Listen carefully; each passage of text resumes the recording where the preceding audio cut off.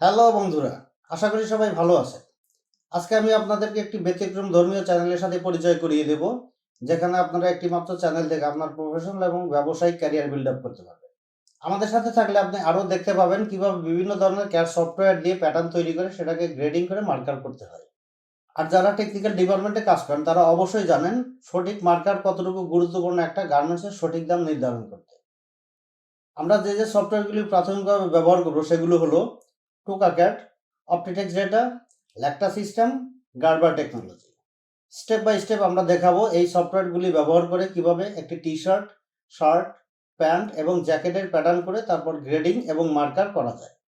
তার জন্য আপনাদের সহযোগিতা অবশ্যই কাম্য, তাই দেরি না করে এখনই সাবস্ক্রাইব করে ফেলুন। আর বন্ধুদের সাথে শেয়ার করতে ভুলবেন না যেন। আর হ্যাঁ, আমাকে জানাতে ভুলবেন না ভিডিওটি কেমন হয়েছে। তার সাথে আপনার কিছু জানার থাকলে কমেন্ট সেকশন তো আছেই। যাই হোক, মূল আলোচনায় ফেরা যায়। আজকে আপনাদের পরিচয় করিয়ে দেবো টোকা ক্যাডের সাথে।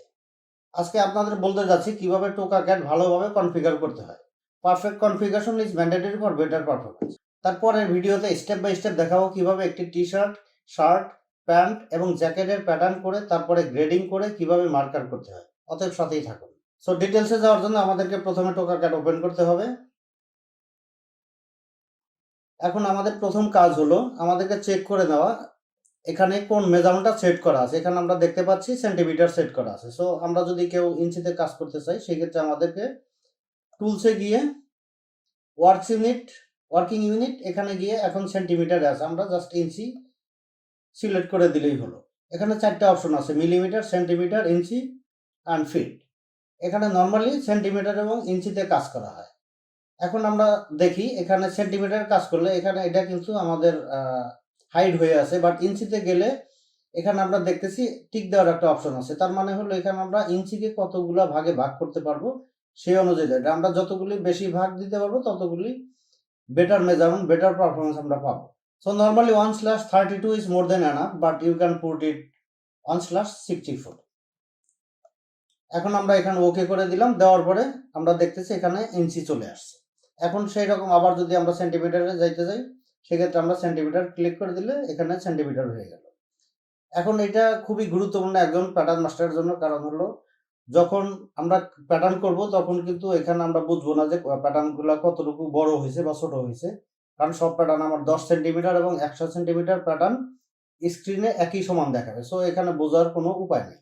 আমরা নর্মালি বুঝতে পারবো হয়তো প্রিন্ট আউট দিলে অথবা মার্কারে গেলে। সো প্যাটার্ন করার আগে অবশ্যই আমরা প্রথম কাজ হলো এখানে সেন্টিমিটার বা ইঞ্চি কোনটায় কাজ করে দিচ্ছি সেটা দেখে নাও।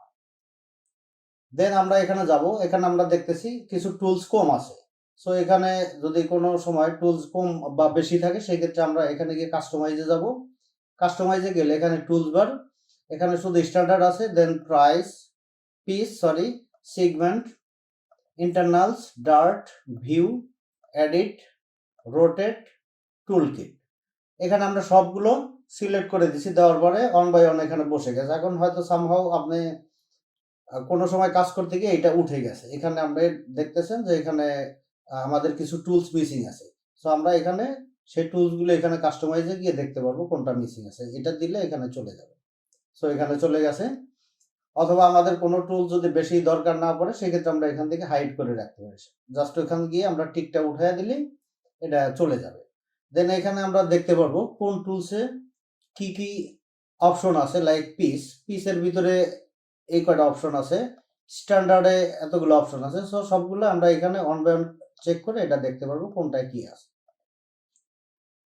দেন আমরা যদি এখানে এটাকে বলা হয় ওয়ার্ক প্লেসের কালার যদি আমরা চেঞ্জ করতে চাই সেক্ষেত্রে আমরা এখানে টুলসে যাব, অ্যাপিয়ারেন্সে গেলে এখানে কারেন্ট আছে, ওয়ার্ক এরিয়া। এখানে যদি আমরা ব্ল্যাক করে দেই সেক্ষেত্রে আমাদের ওয়ার্ক এরিয়া ব্ল্যাক হয়ে যাবে। ব্ল্যাক কালারে কাজ করলে চোখের জন্য অবশ্যই একটু ভালো হয়, কারণ আমরা যত লাইটার কালার দেবো আমাদের চোখে তত সমস্যা হবে। সেই জন্য আমরা চেষ্টা করবো ব্ল্যাক কালার অথবা গ্রে কালার রাখার জন্য। Black is best.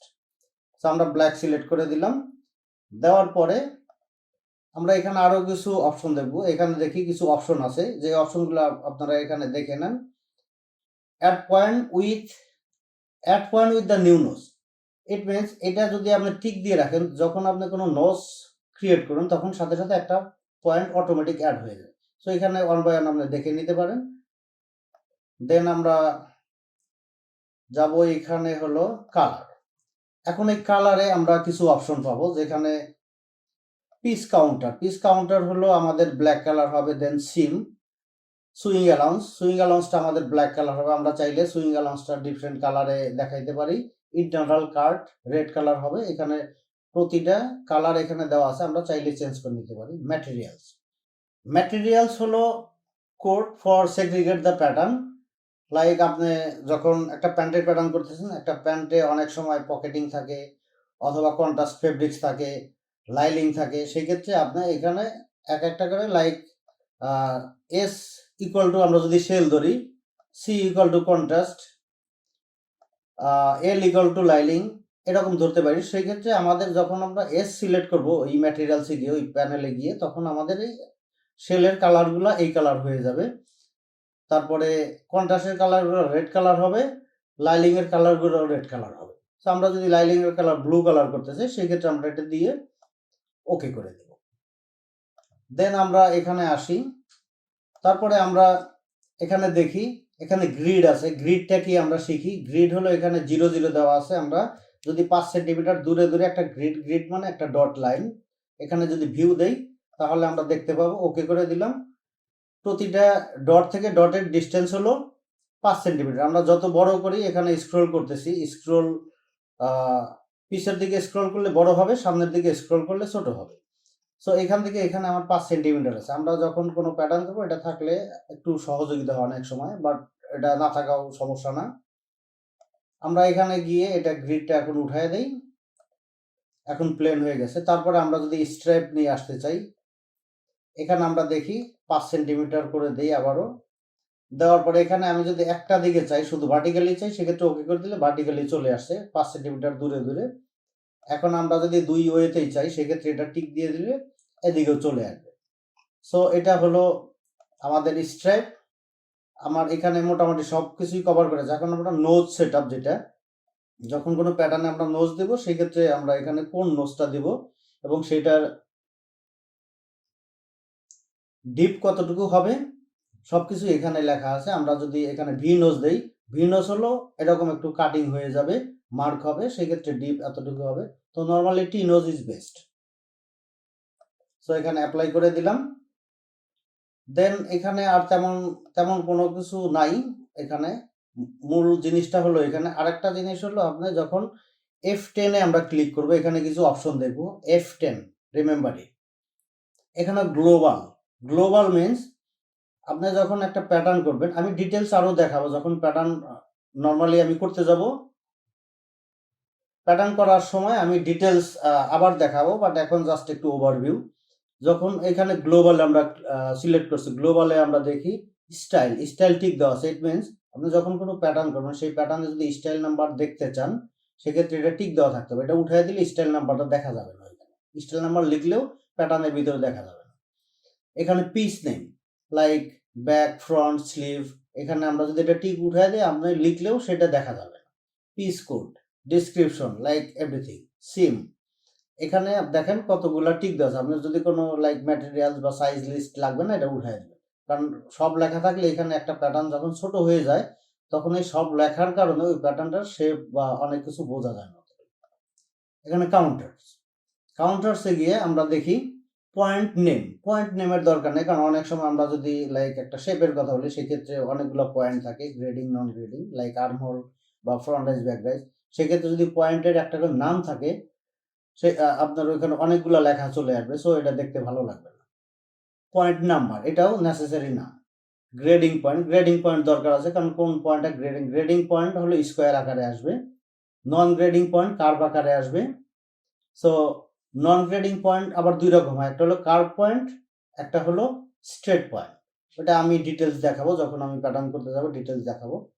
সো এখানে ইন্টারনাল কাউন্টার্স ভিউ, সেম জিনিস আছে। দেন ইন্টারনালস, একটা প্যাটার্নের ভিতরে কি কি থাকতে পারে।